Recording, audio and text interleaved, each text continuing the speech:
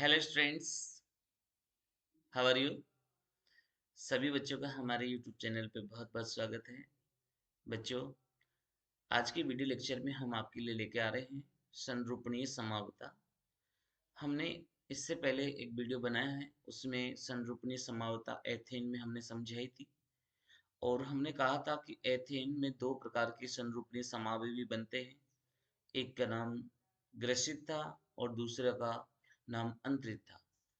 Students, इन दोनों रूपों में ऊर्जा का अंतर 3 किलो कैलोरी प्रति मोल होता है और ये सामान्य ताप पर इतनी तेजी से एक दूसरे में बदल जाते हैं कि इनका अलग अलग अस्तित्व प्रदर्शित नहीं होता। लेकिन जब ताप हम थोड़ा कम करते हैं तो इन्हें इनका परिवर्तन के लिए इनको जो ऊर्जा चाहिए वो इनको कठिनाई से मिलती है, इसलिए इनका भिन्न भिन्न अस्तित्व ज्ञात होता है। ऐसा हमने पिछले वीडियो लेक्चर में हमने बात कर ली थी। आज हमारा जो टॉपिक है वो है ब्यूटेन का संरूपणीय विश्लेषण। हमने लास्ट में एथेन का संरूपणीय संश्लेषण पढ़ा था। आज हम ब्यूटेन का संरूपीय विश्लेषण करने जा रहे हैं। देखिए बच्चों, ब्यूटेन का अणु सूत्र क्या होता है?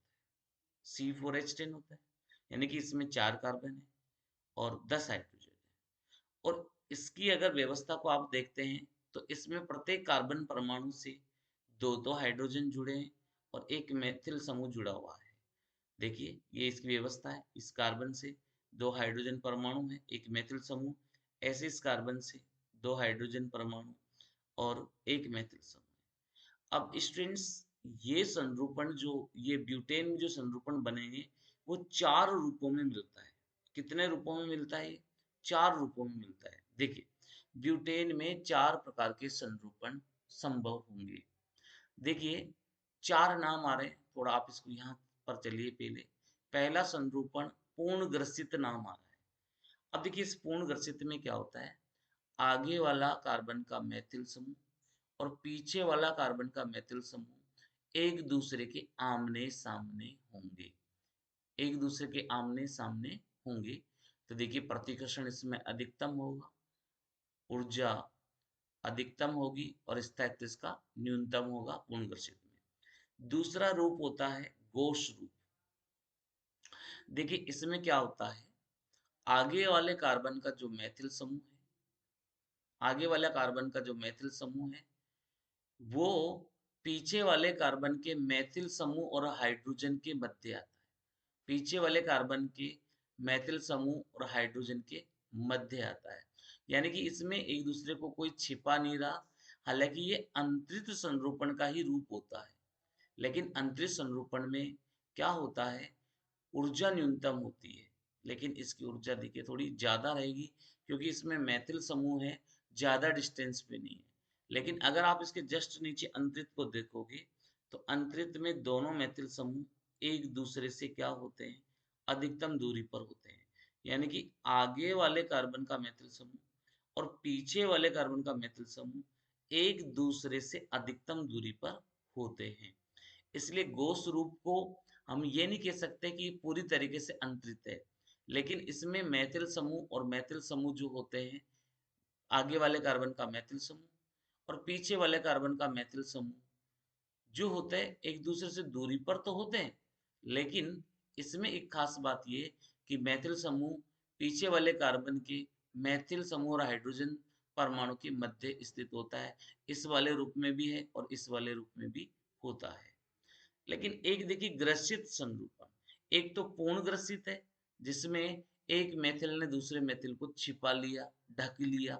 लेकिन इसमें क्या है, इसमें एक मेथिल समूह दूसरे मेथिल समूह को नहीं ढक रहा, बल्कि आगे वाला कार्बन का मेथिल समूह पीछे वाले कार्बन के हाइड्रोजन परमाणु के आमने सामने होता है। तो देखिए इसमें आगे वाले कार्बन का मेथिल पीछे वाले कार्बन के हाइड्रोजन को ढक रहा है और इसमें आगे वाला हाइड्रोजन पीछे वाले कार्बन के मेथिल समूह को ढक रहा है। तो ये व्यवस्था ऐसी भी हो सकती है और ऐसी भी हो सकती है। दो तरह की ये व्यवस्था हो सकती है।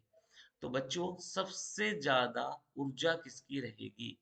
जिसमें सबसे ज्यादा प्रतिकर्षण होगा, तो प्रतिकर्षण सबसे ज्यादा किसमें हो रहा है? पूर्ण ग्रसित में। पूर्ण ग्रसित में सबसे ज्यादा प्रतिकर्षण है, यानी कि पूर्ण ग्रसित की ऊर्जा सबसे ज्यादा होगी। सबसे ज्यादा ऊर्जा होने के बाद में इससे कम किसकी होगी?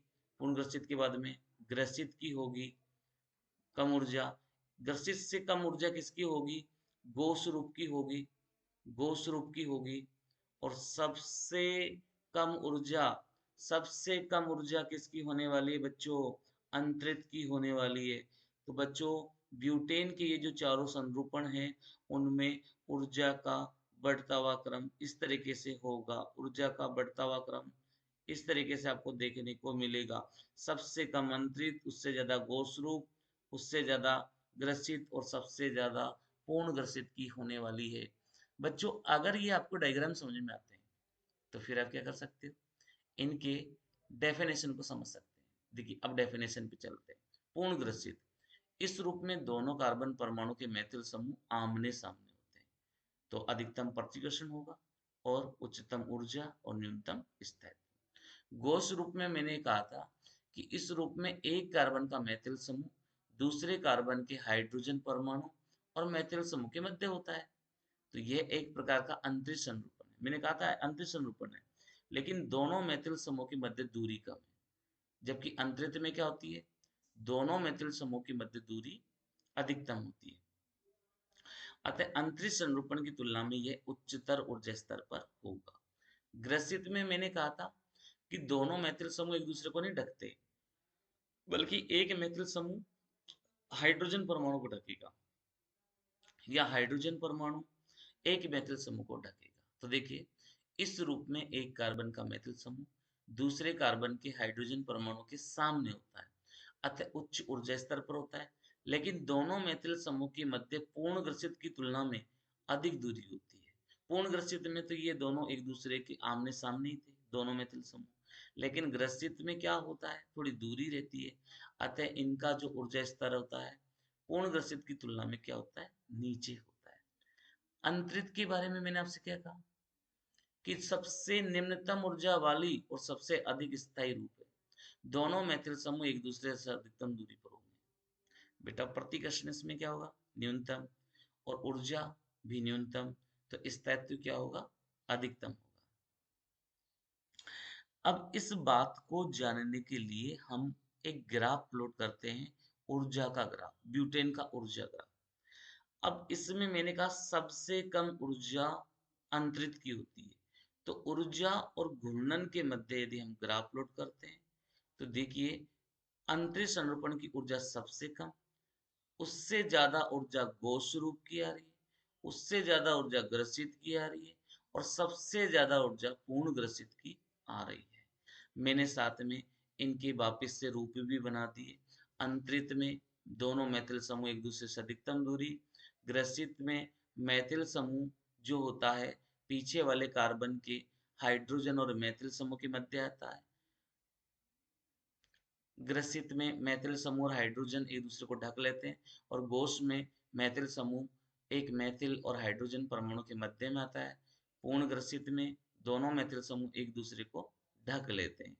और देखिए अंतरित की ऊर्जा सबसे कम आ रही है, तो ग्रसित की ऊर्जा 3.4 किलो कैलोरी आ रही है।